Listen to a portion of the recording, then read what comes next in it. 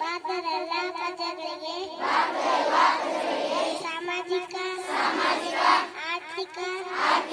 ಮತ್ತು ರಾಜಕೀಯ ನ್ಯಾಯವನ್ನು ವಿಚಾರ ಅಭಿವ್ಯಕ್ತಿ ನಂಬಿಕೆ ಧರ್ಮ ಉಪಾಸನೆ ಸ್ವಾತಂತ್ರ್ಯವನ್ನು ಸ್ಥಾನಮಾನ ಅವಕಾಶಗಳ ಸಮಾನತೆಯನ್ನು ದೊರೆಯುವಂತೆ ಮಾಡುವುದಕ್ಕಾಗಿ ವ್ಯಕ್ತಿ ಗೌರವ ದೇಶದ ಏಕತೆ ಸಮಗ್ರತೆಗಾಗಿ ಎಲ್ಲರಲ್ಲಿ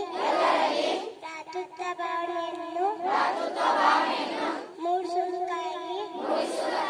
ದೃಢ ಸಂಕಲ್ಪ ಮಾಡಿ ನಮ್ಮ ಸಂವಿಧಾನ ಸಭೆಯಲ್ಲಿ 1949 ಇಸವಿಯ ನವೆಂಬರ್ ತಿಂಗಳ 26ನೇ ದಿನದಂದು ಈ ಸಂವಿಧಾನವನ್ನು ನಮಗೆ ನಾವೇ